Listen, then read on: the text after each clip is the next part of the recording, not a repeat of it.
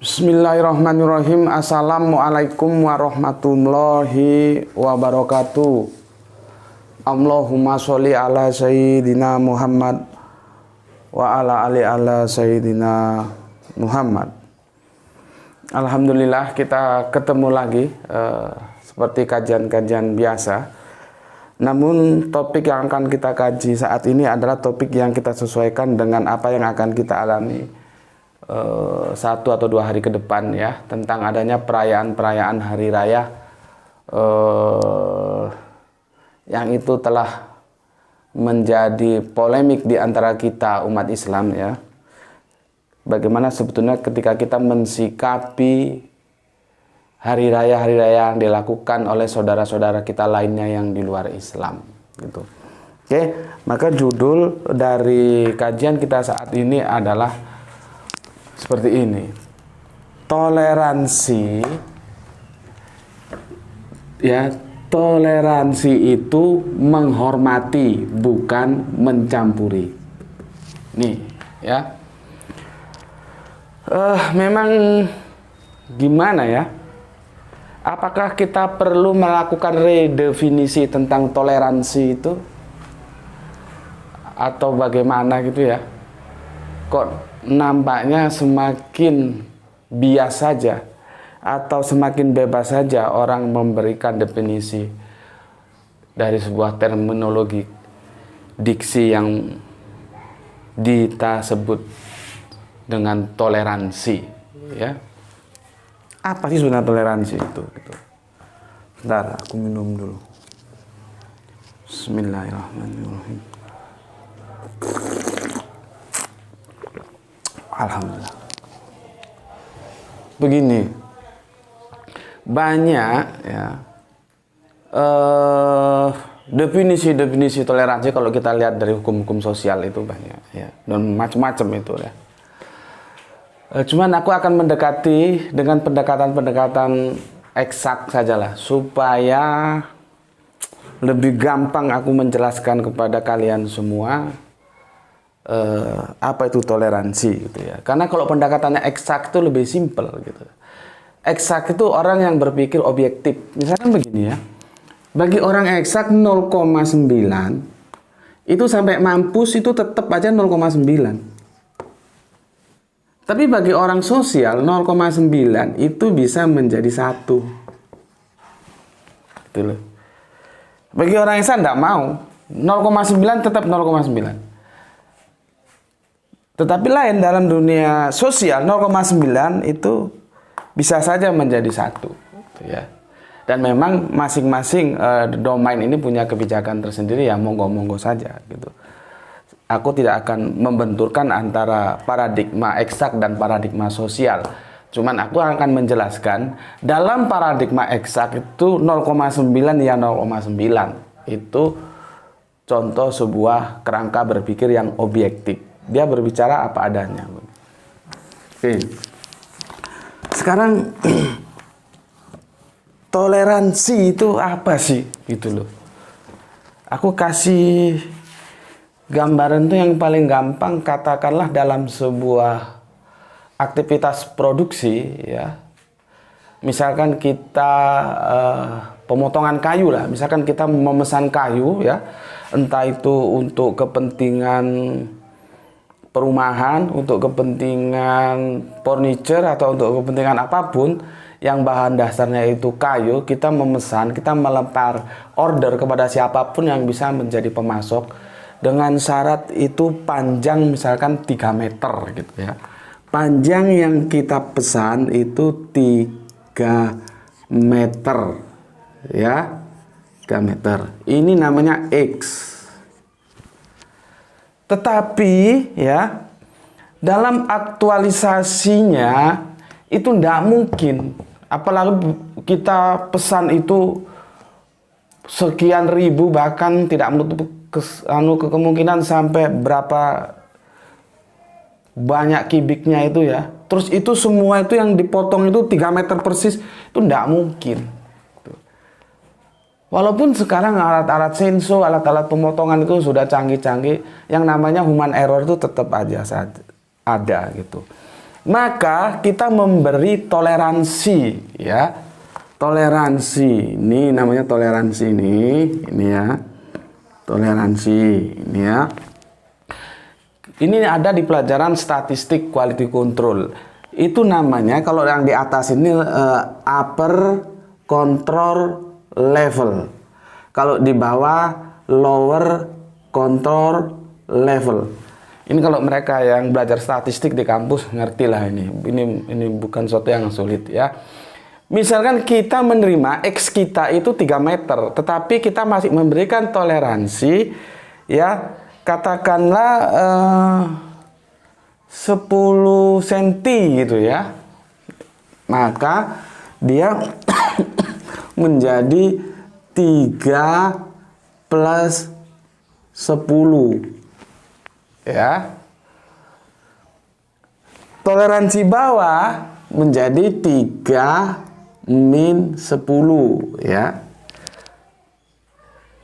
Karena nanti dalam aktualisasinya ini juga akan 3 meter ini juga nggak mungkin dipakai semua. Ini ada pemotongan-pemotongan lagi ya, ketika dia akan dikemas menjadi produk.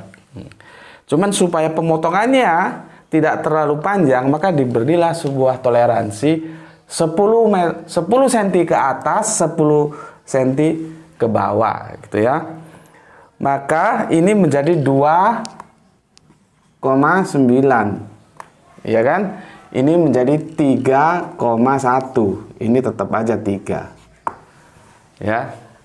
Nah, artinya ketika supplier kayu kita itu mengirimkan kayu ke pabrik produksi kita ya, maka kita akan ada namanya tim itu controller ya, atau grader biasanya.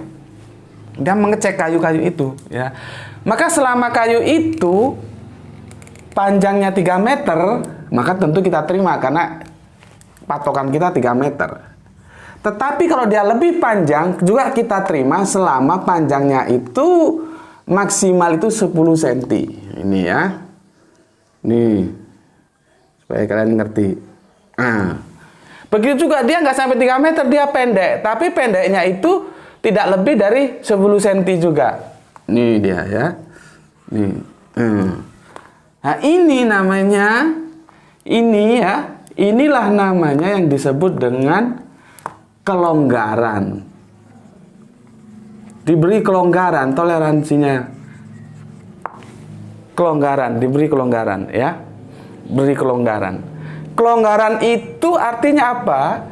Dengan ukuran yang meskipun tidak 3 meter persis, kita masih memberikan appreciate ya. Dengan kelonggaran tentunya batasnya sudah ditentukan ya. 3 ke atas, 3 ke bawah. Itu tetap kita beri appreciate. Yang kita appreciate itu inilah yang disebut menghormati atau penghormatan. Oke. Sekarang kalau ini agak sulit, aku kasih contoh lagi begini ya. Ini aku hapus ya.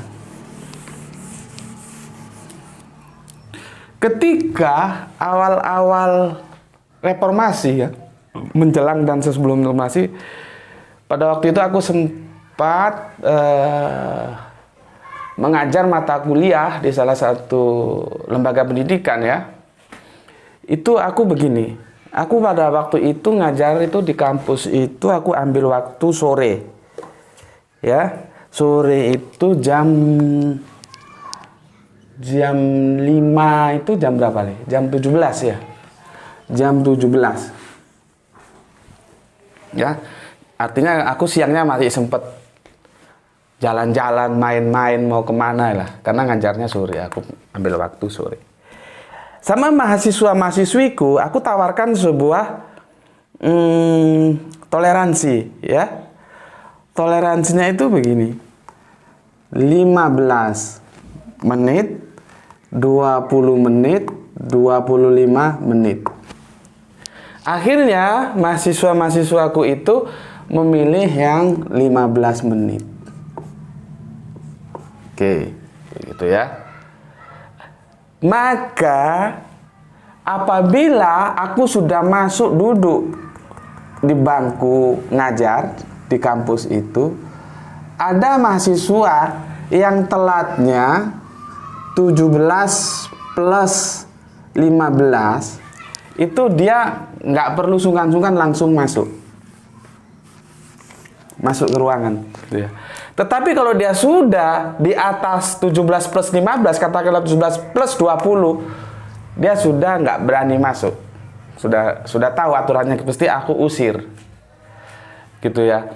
Begitu juga aku bilang kepada mahasiswa, karena namanya aku juga kan kadang-kadang ada kegiatan lain ya macam-macam lah ya. Cuman aku berusaha konsis di waktu 17 itu. Kalau pada pukul 17 dikurangi 15, aku belum datang di kampus, mereka sudah nggak usah nunggu aku, pasti aku nggak datang. Itu kesepakatan kami. Jadi aku enak, ngajar enak, kita sudah sama enak. Begitu pukul 17 ya, kurang 15, pada detik ini aku juga belum datang, berarti aku nggak datang, nggak usah ditunggu sampai panggil pukul 17-nya. Sudah pasti aku nggak datang. Aku juga bisa atur waktuku. Aku sampai kampus jam berapa ini, supaya jangan sampai melebihi ini. Ya. Begitu juga mahasiswa, ketika dia telat tapi masih dalam toleransi 15 ini, langsung aja masuk, tidak masalah. Cuma kalau sudah di atas ini, mereka sudah tahu sendiri, mereka tidak mau masuk. Nah, inilah yang disebut ini kelonggaran. Ada kelonggaran, ada kelonggaran. Kelonggaran itulah yang disebut apresiasi. Apresiasi atau penghormatan atau menghormati. Aku masih menghormati dalam toleransi ini. Antara aku dan mahasiswa masih saling menghormati. Tapi kalau sudah keluar dari ini, kita tidak sudah memberikan apresiasi, sudah. Ya, itu toleransi. Jadi toleransi itu apa? Menghormati. Memberikan apresiasi terhadap kelonggaran-kelonggaran yang sudah kita sepakati bersama. Minum dulu. Bismillahirrahmanirrahim.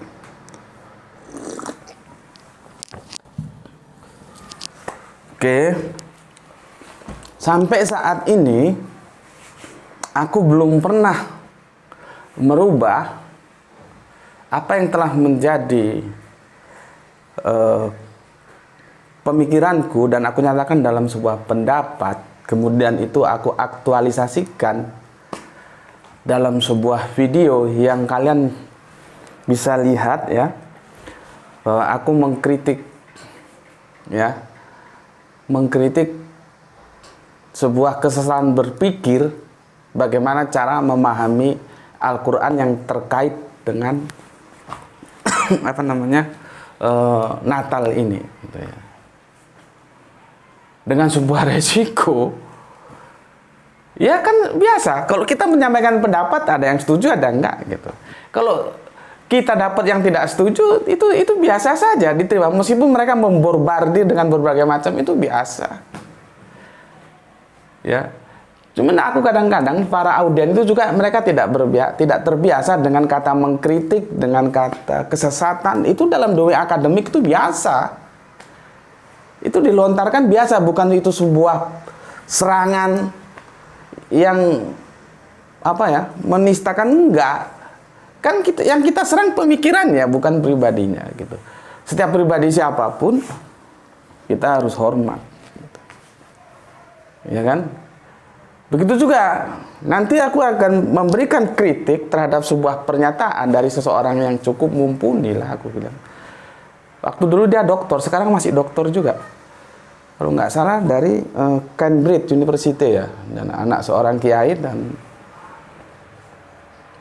orang tuanya pengasuh pondok mungkin tertua dan terbesar di Indonesia. Dan aku dulu sering mengisi di Usuluddinnya ya, tentang comparative religion. Waktu itu masih institut, sekarang sudah berubah menjadi universitas gitu. Dan aku orang yang tidak setuju ketika institut itu berubah menjadi universitas, khususnya tentang bagaimana IAIN berubah menjadi UIN, itu aku nggak setuju. Ada konsekuensi logis yang harus ditanggung perubahan dari institut ke universitas itu. Ya. Yang jadi masalah, publik kita itu masih terikat oleh sebuah suasana yang menjerat kita sebetulnya. Contohnya begini suasana itu. Ketika di lapangan kita akan mengadakan rekrutmen, kita memerlukan ijazah. Itu loh. Seperti aku nih, aku enggak punya ijazah S2, maka aku sekarang enggak bisa lagi mengajar. Ijazahku cuma S1 kan. Karena peraturan dikti seperti itu. Jadi walaupun otakku ini S3 atau S lilin atau S apalah, itu tetap saja enggak bisa. Artinya kita menghargai orang dari selembar kertas, bukan dari apa yang ada dalam isi otaknya. Begitu juga ketika diskusi, orang selalu mengukur dengan parameter-parameter akademik. Sebetulnya sih itu bagus-bagus saja, tetapi jangan lupa itu hanya sebagai tanda bahwa dia pernah sekolah. Bukan sebagai tanda dia pasti pinter dan dia pasti benar. Oh, nanti dulu. Nanti dulu. Jadi sebetulnya gelar-gelar akademik itu diperlukan kalau mau daftar kerja itu loh. Mau jadi dosen, jadi karyawan gitu. Itu pun sebetulnya sesuatu yang tidak benar, seharusnya berdasarkan kemampuan saja. Nah, ketidakbenaran itu merambas atau merembet ke paradigma berpikir kita gitu loh. Jadi dalam sebuah diskusi luruhkan itu semua ya. Ayo kita diskusi. Islam mengajarkan apa yang diomongkan, bukan siapa yang ngomong. Gitu. Ya, kamu bisa lihat videoku yang aku rilis setahun lalu nggak salah ya, bahwa di tentang tafsir sebuah Al-Quran. Oke, dan aku masih tetap pada pendirianku seperti itu. Dan ada yang bilang kenapa itu kok nggak datang aja ke rumahnya? Kenapa itu disampaikan di publik gitu? Ini aku pikir yang orang ngomong gini juga orang nggak tahu urusan gitu loh. Ini masalah publik, bukan masalah empat mata. Kalau aku datang ke rumahnya kan empat mata, hanya aku dia aja yang tahu. Ini masalah publik, masalah akidah umat harus tahu. Itu sudah komen kadang-kadang yang komen tuh tahu nggak apa yang dia komenkan gitu. Ini masalah publik supaya publik tahu, dan ini wajar dalam dunia akademik. Kita berbeda pendapat gitu loh. Kalau aku datang ke rumahnya ngomong baik-baik kan hanya empat mata yang tahu. Sementara publik tahu mana yang benar, mana yang salah gitu.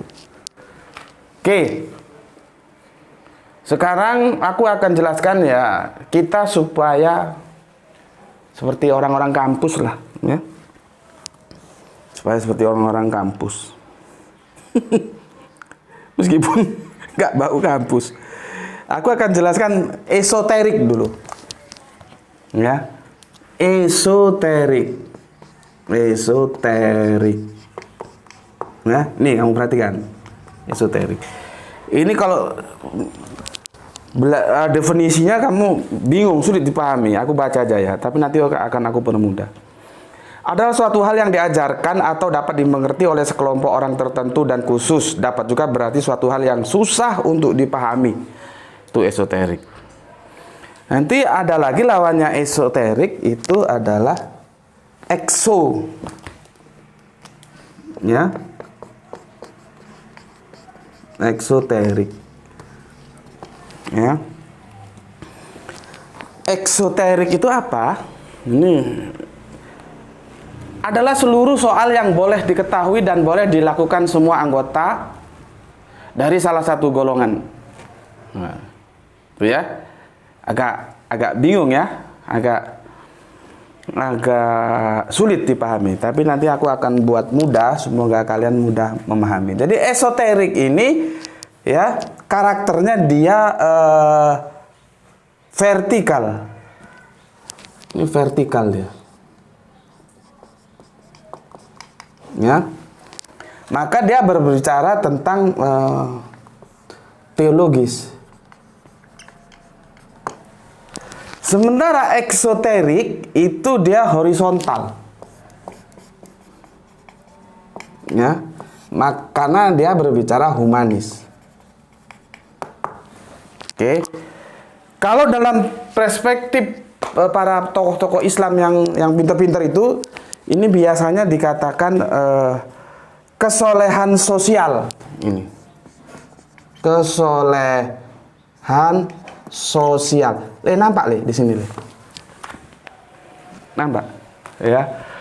Sementara esoterik itu vertikal, itu teologis, itu kesolehan ritual. Aduh, kekenyangan. Nih ya kita belajar sedikit-sedikit supaya seperti orang kampus. ini bahasa Gerika, ini Yunani kuno ini sepertinya ini. Enggak, ingat gue bahasa Yunani memang ini. Esoterik dan eksoterik. Kalau aku gambarkan dalam sebuah grafik itu seperti ini loh. Sini nampak nih. Ya, gambarnya begini. Semua anggap aja lurus lah. Ini ya. Dia vertikal, eksoterik. Dia vertikal, ya. Esoterik. Gimana nulisnya nih? Gini. Ya.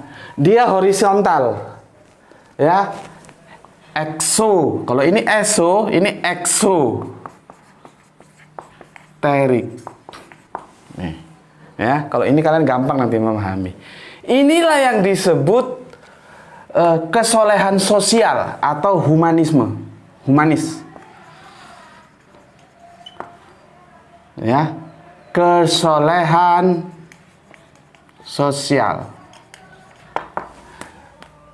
Inilah yang dinamakan teologis, ya, atau agak kesini nggak apa-apa ya, kesolehan ritual, ya. Jadi yang horizontal ini dia kesolehan sosial atau eksoterik, yang esoterik ini kesolehan teologis, ini adalah kesolehan ritual. Tuh. Ya. Sementara kita bertanya, toleransi itu tempatnya di mana di sini? Jadi agama itu, kalau din itu kalau kita petakan seperti ini. Ya. Seperti ini. Dia ada dua sumbu eksoterik, sumbu esoterik. Sementara pertanyaan kita, ya, toleransi ini di mana tempatnya? Di eksoterik atau di eksoterik atau di esoterik? Supaya kita nggak salah tempat. Kalau salah tempat, bubar semuanya. Nggak jadi dandanan. Ya. Sebelum ke sana, kita bermain dulu, berwisata ayat dulu kita. Ya. Berwisata ayat ini bagus.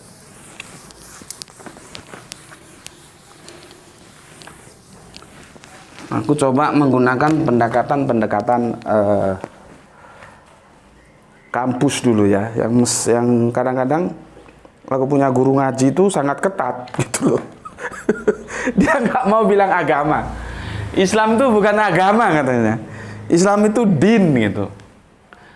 Ya sudahlah, kita ikuti aja. Tapi untuk saat ini aku akan menggunakan agama saja, supaya kalian lebih gampang mengerti gitu aja sih maksudnya. Nanti kalian supaya dengan kesendiriannya bisa mengerti kenapa harus din, kenapa tidak agama, itu sambil jalan.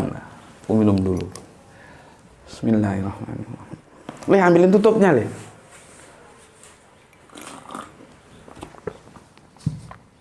Oke, ya. Kita berlari, kau buka Al-Qur'anmu. Buka Al-Qur'anmu, kita akan berlari dari ayat ke ayat, ya. Kita berlari dari ayat ke ayat. Oke, makasih. Oke, sekarang toleran, ya. Toleran itu adalah bagaimana kita mengaktualisasikan sikap kita terhadap goiru Islam, di luar Islam. Maka itu ada dua yang harus dipahami. Pertama, satu adalah selalu maklum, memaklumi, selalu maklum. Ya, ini harus punya maklum kita. Gitu ya. Begini. Kita buka nanti Quran surat Hud. Buka, punyamu buka.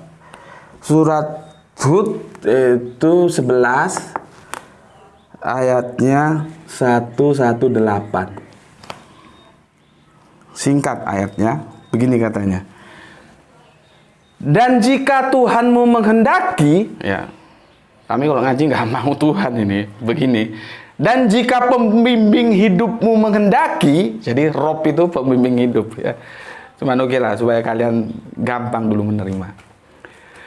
Dan jika Tuhanmu menghendaki, tentu Dia jadikan manusia umat yang satu. Tetapi mereka senantiasa berselisih pendapat. Perhatikan. Kalau Gusti Allah mau, Gusti Allah ini kan maha bisa. Tapi apa yang Dia bisa itu belum tentu Dia mau. Gitu loh. Makanya kamu kalau ditanya, Allah itu kan maha kuasa, iya, bisa nggak Dia menciptakan batu yang tidak kuat diangkatnya gitu? Kamu harus jawab, soal kuasanya kuasa karena Dia maha kuasa, ya bisa. Tapi apakah Dia mau, itu yang aku nggak tahu. Gitu. Gampang aja jawabnya. Ngapain sulit-sulit menjawab pertanyaan dari orang-orang ateis seperti itu? Ya. Jadi logika dilawan logika gitu loh.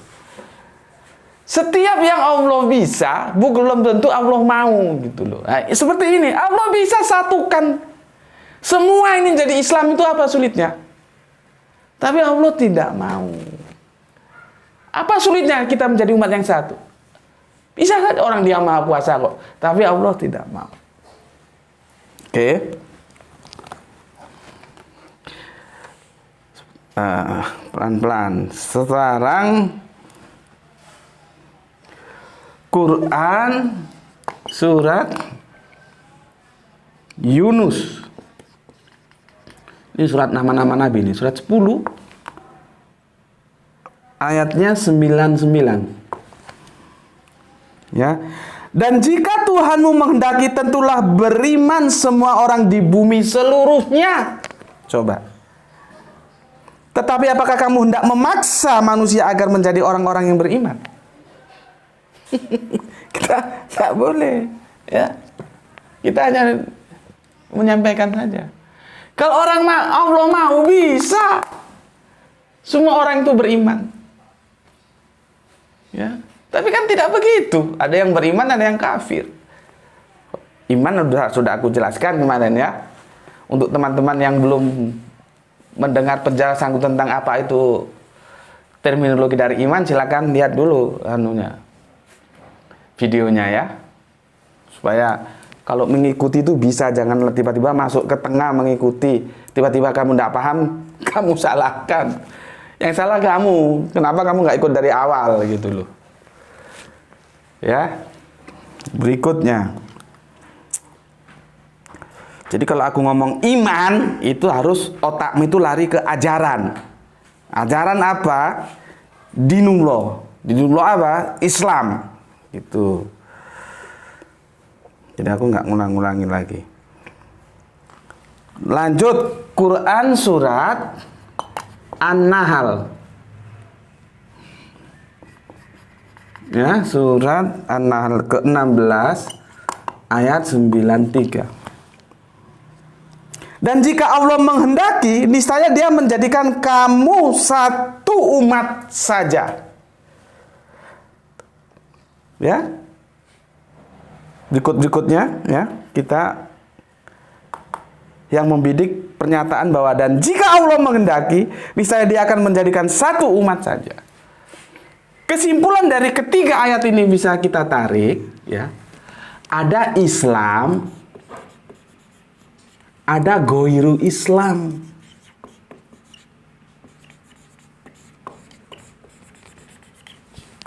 Ya, ada iman, ada kafir. Dulu. Kalau orang bikin Islam semua, apa sulitnya? Tapi Allah tidak mau. Maka ada Islam, ada Ghairu Islam, ada iman, ada kafir. Harus paham ya, iman yang aku maksud dan kafir yang aku maksud. Maka karena adanya Islam dan Ghairu Islam, maka kita harus memaklumi bahwa dunia ini tidak hanya diisi orang Islam saja, ada yang di luar Islam. Dulu. Maka salah satu dari karakter toleransi itu adalah selalu maklum. Dan ini sunatullah kok. Allah sendiri yang mengatakan. Ya. Oke. Setelah itu, setelah maklum ya, baru maklum dengan ada yang di luar kita. Yang kedua itu tidak mengganggu.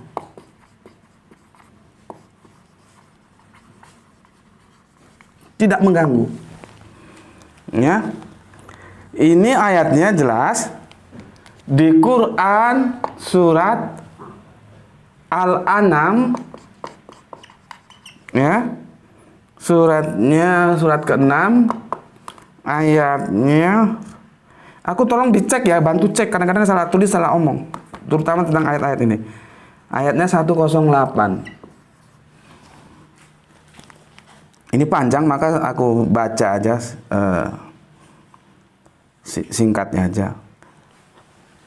Dan janganlah kamu memaki sesembahan-sesembahan yang mereka sembah selain Allah. Karena mereka nanti akan memaki Allah dengan melampaui batas tanpa dasar pengetahuan.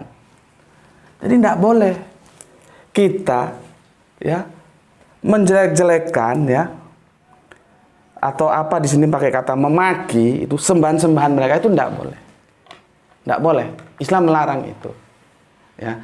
Makanya seperti aku nih, ketika aku akan berbicara comparative religion, dia harus dikasih dalam sebuah wadah, dalam sebuah ring yang bernama ring akademik. Dalam ring akademik itu, sesuatu yang tidak boleh kita ucapkan di ranah di luar ring akademik, di sini boleh dan halal. Tapi setelah keluar dari ring ini tidak boleh. Gitu loh.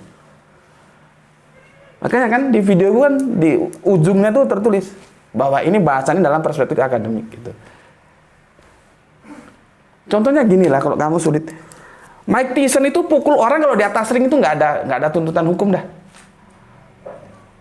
Mau TKO, mau KO, mau setengah semaput sampai semaput bener-beneran, itu nggak ada tuntutan hukum. Tapi jangan coba-coba Mike Tyson pukul orang di bar. Meskipun nggak semaput aja, meskipun hanya tergores luka saja, dia bisa kena tuntutan hukum. Ya, itu analoginya yang gampang supaya kamu mengerti. Oke, sekarang kita fokus ke sini. Jadi toleransi itu yang diajarkan oleh Islam itu harus mengandung dua nuansa ini. Ya. Pertama, kita memaklumi memang ada orang di luar kita. Yang kedua, kita tidak mengganggu, tidak boleh. Tidak boleh kita mengganggu. Ya. Monggo, silahkan. Ya, silahkan. Jangan diganggu, tidak boleh. Biar mereka merasa aman melaksanakan apa yang mereka yakini. Ya. Aku ulangi lagi. Dua pemahaman yang harus dimiliki untuk membangun toleransi adalah selalu maklum dan tidak mengganggu. Maklum apa? Ada yang goiru Islam. Tidak mengganggu apa? Tidak mengganggu yang digoiru Islam. Karena ada Islam, ada goiru Islam. Ada iman, ada kafir. Itu. Tidak boleh. Kita tidak boleh. Oke. Ya. Sekarang aku lanjutkan lagi. Ini tentang toleransi ya. Tentang proklamasi sekarang. Di mana ini? Di sini. Nggak nampak deh. Nampak dikit. Di sini ya. Sini. Jadi gini. Agama itu ya kalau kami bilang din ya. Nanti aku bilang din kalian agak repot lagi ini, kurang besar ini papan tulisnya. Agama itu dibagi dua. Ya. Ini nanti aku sini, kamu perhatikan dulu. Ini samawi. Ini ardi, gitu loh. Ini pencarian, dia mencari. Ini pemberian, dia pemberi. Jadi ini lewat apa? Ini wahyu. Kok ini tidak ada wahyu, karena dia mencari. Dan ini pemberian, ya. Ini agama samawi dan agama ardi. Meskipun nanti terjadi debat tebel nih. Dan aku belum bahas itu, mungkin lain kali akan kita bahas. Kan banyak para tokoh yang mengatakan bahwa semua Allah itu hanya menurunkan satu agama namanya Islam. Jadi semua nabi, mulai Nabi Adam sampai Nabi Muhammad itu agamanya Islam. Dinnya Islam. Hati-hati. Kita harus tahu, harus membedakan dulu mana nama itu kemasan, ya. Mana isi itu substansi, gitu loh, supaya kita tidak terjebak. Tapi itu nantilah aku jelaskan, ya. Oke, ada samawi, ada ardi, ini dulu pahami. Aku hapus. Baik. Sekarang proklamasi, atau di sini aja lah supaya di sini apa nih? Proklamasi ini ya, ini keseluruhannya aku mau hapus, mau perlukan ini nanti. Di mana Islam diproklamasikan? Ini proklamasi ya, itu di Quran surat Al-Maidah surat 5 ayatnya kalau nggak salah 3. Ya, ini proklamasi nih. Tentang haji wada atau apa gitu ya. Aku bacakan. Panjang ini ya, nggak aku baca semua ya, jadi kamu baca nanti di surat Al-Maidah surat 5 ayatnya 3. Aku cuplik yang aku perlu saja. Ini panjang ya. Apa kata wahyu ini? Begini katanya, pada hari ini orang-orang kafir telah putus asa untuk mengalahkan agamamu. Sebab itu janganlah kamu takut kepada mereka, tetapi takutlah kepadaku. Pernyataan pertama. Pernyataan kedua, ini proklamasi intinya. Pada hari ini telah aku sempurnakan agamamu untukmu, dan aku cukupkan nikmatku bagimu, dan telah aku ridhoi Islam sebagai agamamu. Maka sejak ayat ini turun, semua agama itu selesai. Selesai sudah. Ini ya. Di sini ya. Di sinilah supaya. Jadi begini. Ini ardi, ini samawi ya. Ini ardi. Banyak tetek bengeknya inilah. Ardi ini sudah nggak usah dihitung. Samawi ini ada Yahudi, ada Nasrani. Kalau ini sudah nggak masuk, sudah nggak pernah dibicarakan. Sekarang bagaimana kondisi terhadap Yahudi dan Nasrani? Maka ya, ini yang Kristen-Kristen, yang Yahudi Aku berbicara dalam perspektif Quran loh ya. Nanti kalau kamu tidak terima, bisa kita diskusikan dalam comparative religion. Dalam Quran surat Ali Imran, surat Al-Maidah, surat 5 ayat 3 ini, dia memproklamasikan ya, bahwa sejak ini Islam itu sudah menjadi agama yang diakui. Dia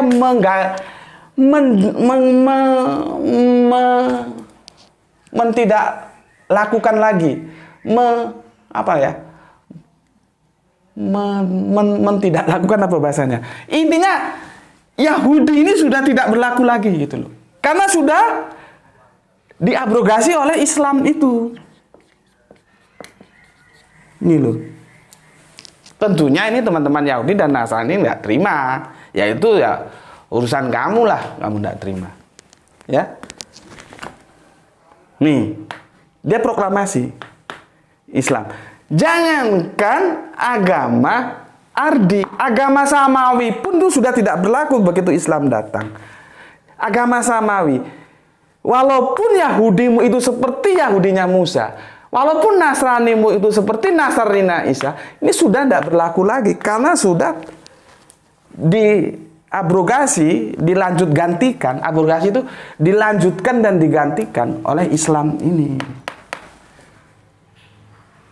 Gitu loh. Aku kalau jelas abrogasi itu begini loh ya. Di sini Nasrani, di sini Yahudi gitu ya. Di sini masih nampak nih. Sini masih nampak. Nampak sini. Nah, ini misalkan Yahudi ya. Ini diabrogasi oleh Nasrani. Nasrani diabrogasi oleh Islam ini. Jadi dari Yahudi dia ke Nasrani, Nasrani ke Islam. Kalau ini taat semua, dari sini dia dari pengikutnya Kanjeng Nabi Musa, dia beralih menjadi pengikut Kanjeng Nabi Isa. Dari pengikut Isa nanti dia akan beralih menjadi pengikut Kanjeng Nabi Muhammad. Begitu. Karena ini berdasarkan dari satu sumber yang sama, yaitu Allah itu. Cuman kan masalahnya di lapangan orang pemikirannya menjadi tersegmentasi. Begini, udah. Yang Yahudi tidak mau ke Nasrani, yang Nasrani tidak mau ke Islam. Ya sudah, maunya begitu. Padahal kerangka berpikir kerangka berpikir holistik tidak begitu, tapi terjadi abrogasi seperti tadi. Kitab sucinya juga begitu. Nah, sekarang Nasrani itu kan banyak. Apakah Nasrani itu sekarang seperti persis apa yang Kanjeng Nabi Isa ajarkan? Apakah Yahudi itu masih persis seperti yang Kanjeng Nabi Musa ajarkan? Apakah di dalamnya tidak terjadi penyelewengan? Nah, pertanyaannya bukan di situ. Sekalipun Nasranimu persis seperti yang Kanjeng Nabi Isa ajarkan, meskipun Yahudimu persis seperti yang Kanjeng Nabi Musa ajarkan, setelah proklamasi Islam ini semuanya itu gugur. Gugur, aku lupa tadi. Gugur sudah, ini sudah gugur. Dilanjutkan oleh Islam. Nah, setelah itu ya, setelah Islam ini diproklamasikan ya, maka ini dia seperti yang awal tadi, ada Islam, ada ghairu Islam, ada iman, ada kafir. Nih. Ya, ini proklamasinya di sini, Bos.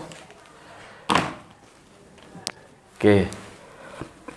Aku lanjutkan lagi ya, pelan-pelan.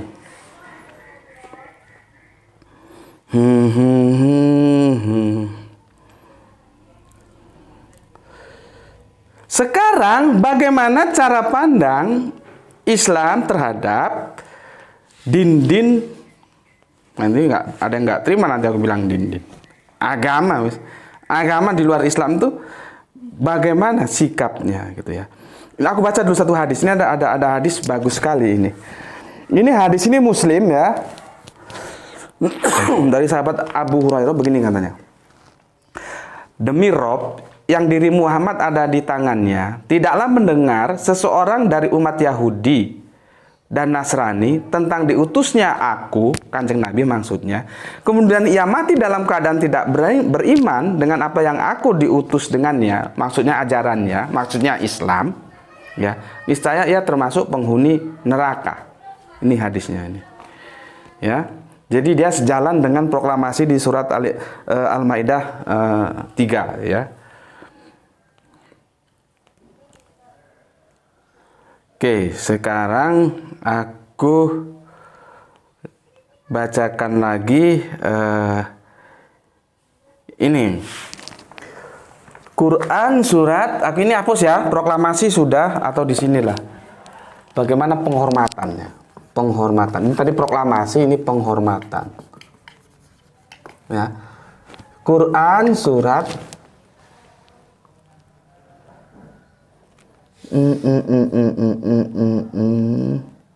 Al-Maidah ayat 3. Al-Maidah 5 ayat 3. Ya. Oh, sorry. Ini sudah kita kutip tadi. Ya, sorry. Bukan Al-Maidah ayat 3 ya. Tapi Al-Baqarah 2 ayat 256. Sorry kawan ya. Al-Baqarah surat 2 ayatnya 256. Apa katanya? Tidak ada paksaan dalam menganut agama. Tidak ada. Islam sudah memproklamasikan tapi tidak ada paksaan. Ini bentuk penghormatannya. Ya. Tidak ada paksaan. Nih. Tidak ada. Biar kita sampaikan Islam, yang mau kafir biar kafir, nggak usah dipaksa. La ikraha fiddin kok, tidak ada paksaan.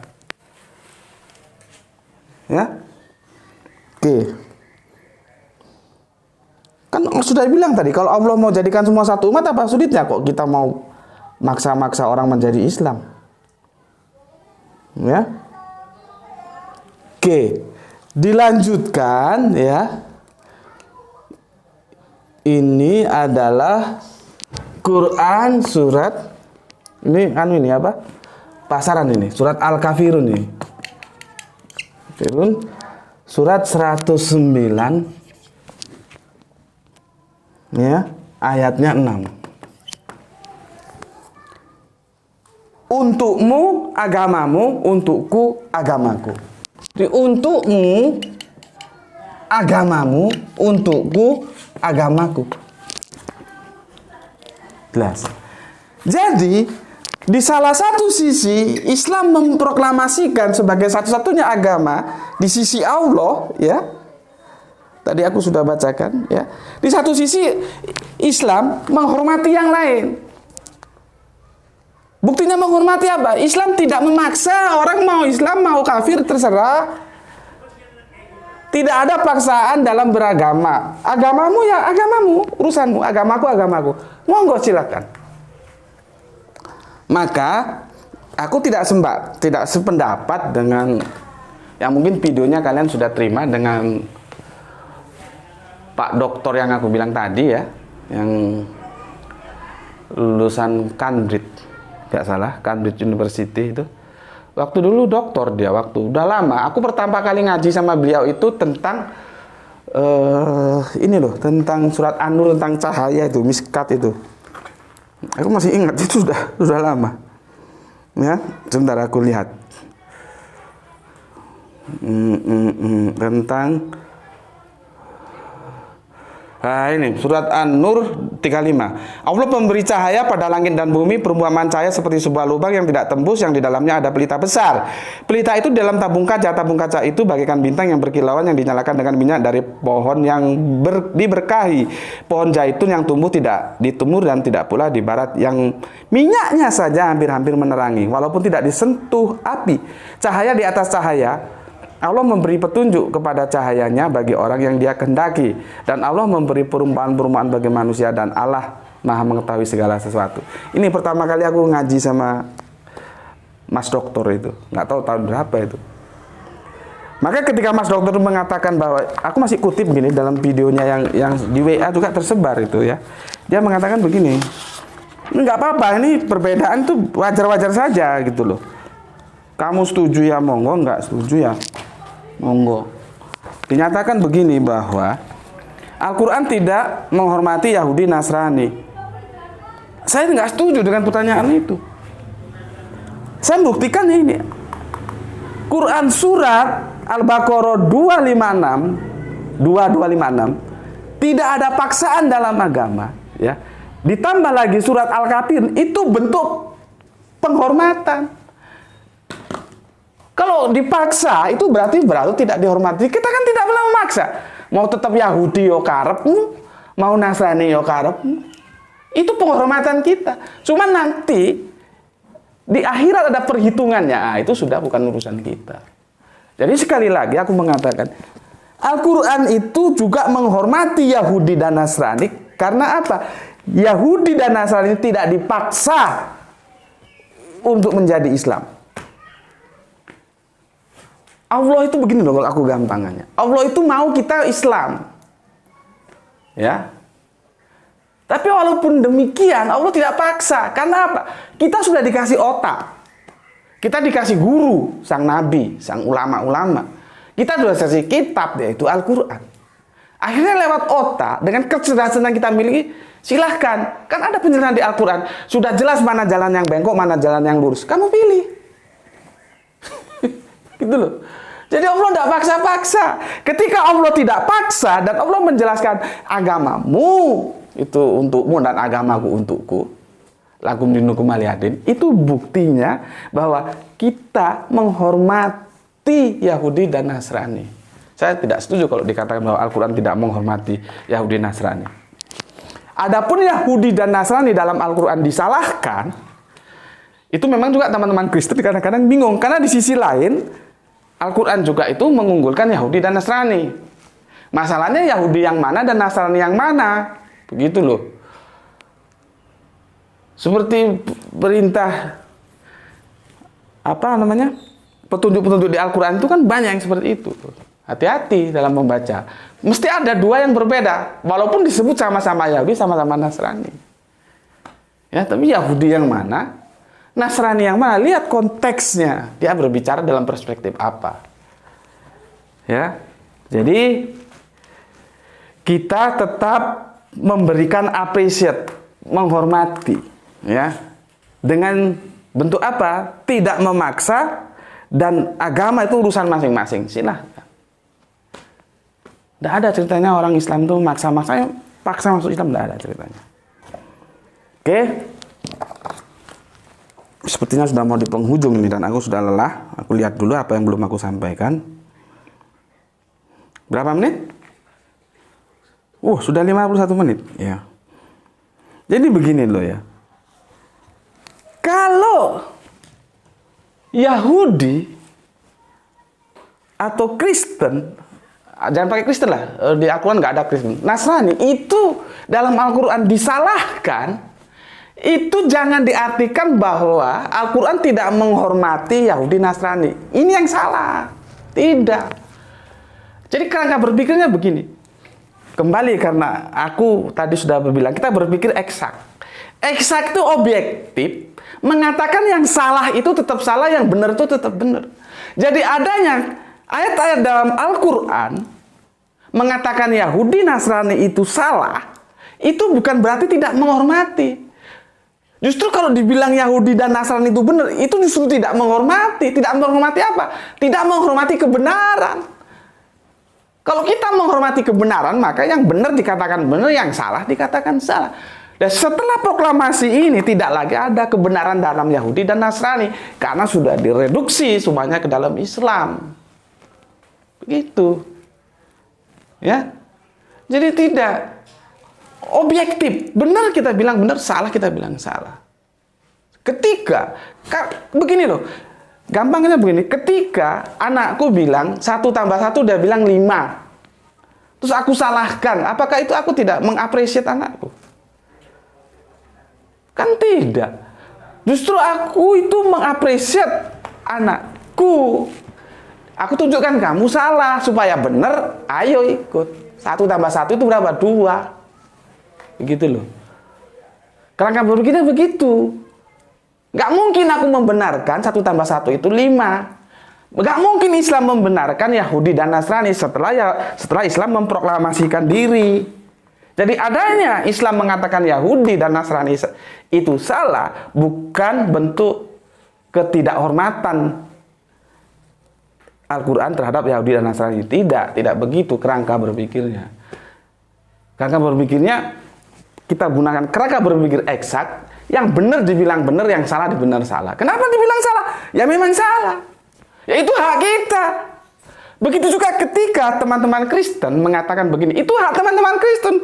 Aku dan kita nggak perlu tersinggung. Apa kata teman-teman Kristen? Aku takut salah, extra ecclesia nulla salus. Extra ecclesia nulla salus. Tidak ada keselamatan di luar gereja. Yaitu hak teman-teman Kristen.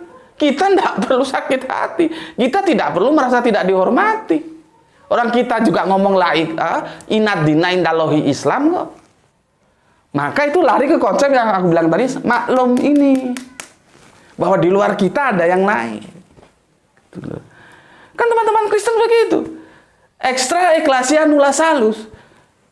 Di luar gereja tidak ada keselamatan. Ya itu hak mereka, silakan saja. Tidak perlu kita sakit hati. Apa kamu mau masuk gereja atau sakit hati? Kan enggak.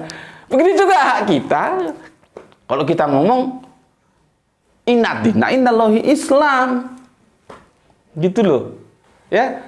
Bukan wujud kita ini dalam konteks ini Nasrani dan Islam itu saling tidak menghargai, tidak menghormati, tidak. Silahkan.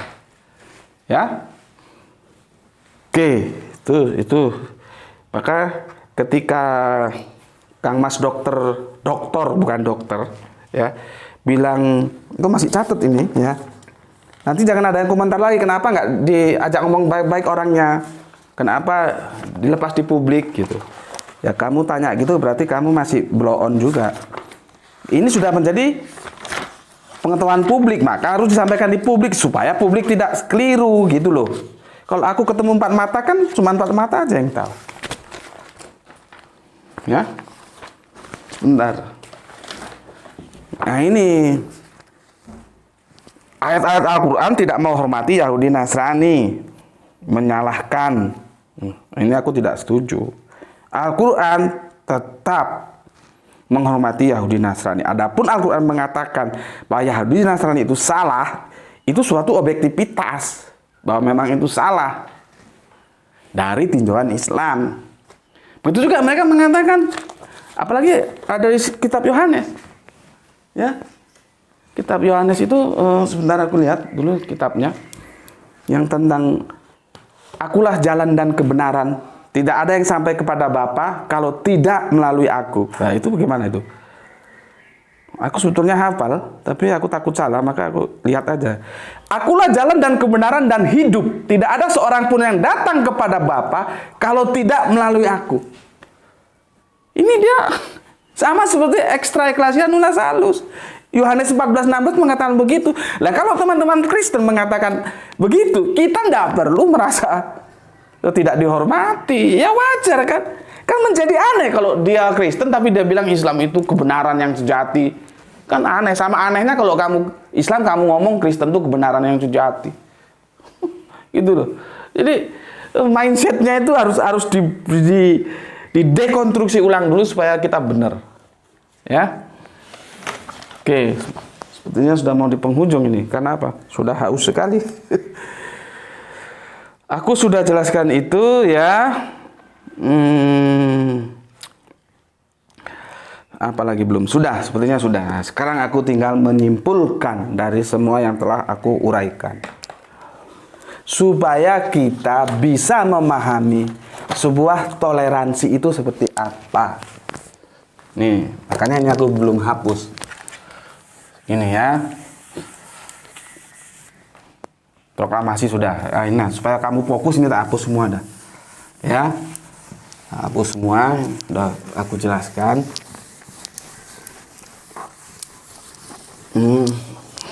Kita posat ke sini.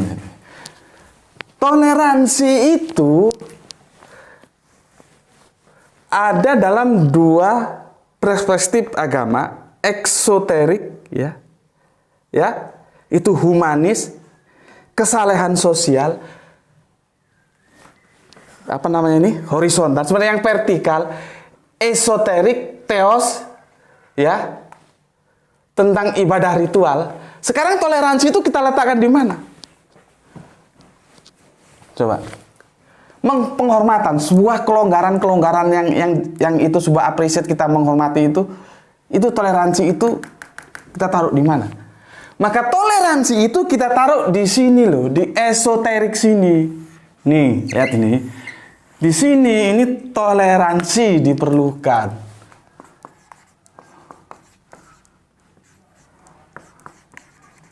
Nih, ya. Toleransi itu di sini. Sementara di sini nih nggak perlu toleransi. Karena ini humanis umum. Ini nggak perlu toleransi di eksoterik, ini nggak perlu. Semua boleh kamu lakukan. Misalkan tetanggamu tuh sakit, ya, dia nggak punya duit mau beli obat, nggak perlu kamu tanya agamamu apa, nggak perlu. Kon delahom kon takon ngono. Dia perlu bantu sakit, diobatkan. Dia bilang, oh malam ini ternyata lapar karena belum sempat masak atau apa, kasih makan.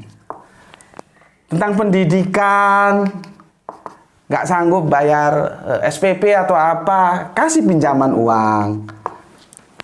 Boleh, kerja bakti, silakan bareng-bareng boleh. Apalagi ada jembatan, wah ini kalau jembatan ini ambrol kita nggak bisa lewat, sementara desa kita ini memerlukan jembatan, bangun jembatan bareng-bareng, ya sudah kerja bakti itu tadi, boleh. Silahkan. Di sini toleransi itu tidak diperlukan karena memang sudah semestinya toleransi, maka dia tidak diperlukan dalam arti sudah semestinya toleransi karena dia itu humanis, dia universal, kebaikan universal gitu ya. Maka di sini toleransi tidak perlu dibicarakan. Toleransi yang perlu dibicarakan itu ketika masuk dalam aspek esoterik. Nih. Ya. Aspek yang ritual ini. Ibadah ritual ini. Di sini toleransi diperlukan. Kalau di sini memang sudah seharusnya toleransi, jadi nggak perlu dibicarakan lagi. Makanya dalam yang saya maksud di sini tidak diperlukan lagi itu karena memang seharusnya begitu gitu loh. Seperti gini loh ya, aku ulangi lagi. Kita nggak perlu, kalau orang X saksi ya gitu ya. Kalau aku sudah ngomong X, itu orang sudah mesti tahu itu 1X. Nah, satunya ini nggak perlu lagi dibicarakan. Orang sudah tahu ini 1X. Kecuali kalau dia 2X, 3X, 5X itu ditulis. Tapi kalau cuma 1X, tulis begini aja orang sudah tahu. Karena sudah semestinya ini 1X. Begitu juga di sini. Toleransi itu sudah tidak perlu kita bicarakan karena sudah semestinya toleransi. Nah, yang perlu dibicarakan toleransi itu di sini ketika dia masuk dalam suasana esoterik, ya. Oke, ini aku jelaskan. Esoterik tadi ini, aku tarik ke sini lagi, ya. Toleransi itu masuk dalam esoterik. Sekarang toleransinya itu gimana? Itu yang jadi masalah. Ini yang kadang-kadang kebablasan. Toleransinya itu gimana? Apa sih toleransi itu? Menghormati, bukan mencampuri. Kamu harus menghormati adanya goiru Islam. Itu kamu harus menghormati. Agama kita mengajari menghormati, bukan mencampuri. Kan beda menghormati dengan mencampuri. Coba kamu dulu. Resapi dulu, apa bedanya menghormati dan mencampuri? Ya. Coba. Apa? Itu bedanya. Menghormati, apa bedanya mencampuri? Ya. Kalau menghormati, kita tidak perlu masuk ke dalamnya. Kalau mencampuri, kamu masuk ke dalam. Bukan begitu toleransi. Seperti yang aku bilang tadi, toleransi itu akan dibangun oleh dua azas. Satu, selalu memahami. Yang tadi aku sudah sampaikan. Ya, Yang kedua, tidak mengganggu. Ini toleransi kita. Tidak boleh. Anda tidak boleh mengganggu. Itu hak mereka. Harus Anda. Nih. Inilah. Ya. Bukan mencampur. Sekarang ini, aduh gimana ya. Belum lagi, aku pernah dengar begini bahwa ada bilang begini. Dia seorang tokoh terkenal tapi bagiku bermasalah juga itu. Dia bilang, lagu itu nggak kenal agama. Apa saja boleh. Iya mas. Nada-nada yang Anda maksud itu ya. Nada-nada itu tidak mengenal agama ketika dia masih do, re, mi, fa, sol, la, si, do. Do, si, la, sol, fa, mi, re, do. Dia tidak ada hubungannya dengan agama. Tapi ketika nada-nada itu sudah dibangun dalam bentuk notasi dan dia akan melahirkan malam kudus, orang tutup mata aja begitu dengar lagu malam kudus itu sudah tahu itu lagunya teman-teman Nasrani. Anda tidak bisa abaikan itu. Begitu juga ketika nada-nada itu sudah diambil, ditulis dalam sebuah notasi yang melahirkan sebuah nada-nada yang kita sebut sholawat. Sholatullah, salamullah. Itu sudah jelas. Itu perspektifnya Islam. Sudah nggak bebas nih, nggak bebas lagi. Dia sudah mengikat. Oh ini sebagai identitas Islam, ini sebagai identitas Kristen. Yang menjadi aneh kan ketika ada sebuah lagu, lagunya malam kudus, syairnya sholawat. Aku kadang-kadang, ya Allah, ya mungkin kakanda kita yang satu itu lagi momen stupid, kalau bahasa bisa kebodohan sesaat ya. Tapi semoga setelah ini sadar. Karena nggak ada orang yang benar selamanya. Aku pun begitu. Mungkin saja aku juga salah ini. Ya kita saling mengkoreksi. Tapi bagiku toleransi itu bukan mencampuri, tapi menghormati. Aktualisasinya bagaimana? Selalu memahami ada orang di luar Islam, ya. Tidak mengganggu orang di luar Islam. Ingat, aku belum tutup. Sebentar lagi saudara kita sebangsa dan setanah air akan memperingati hari-hari besar mereka, ya. Anda harus hati-hati seperti yang aku jelaskan. Toleransi itu menghormati, bukan mencampuri. Ya. Aku tutup lagi dengan salam. Assalamualaikum warahmatullahi wabarakatuh.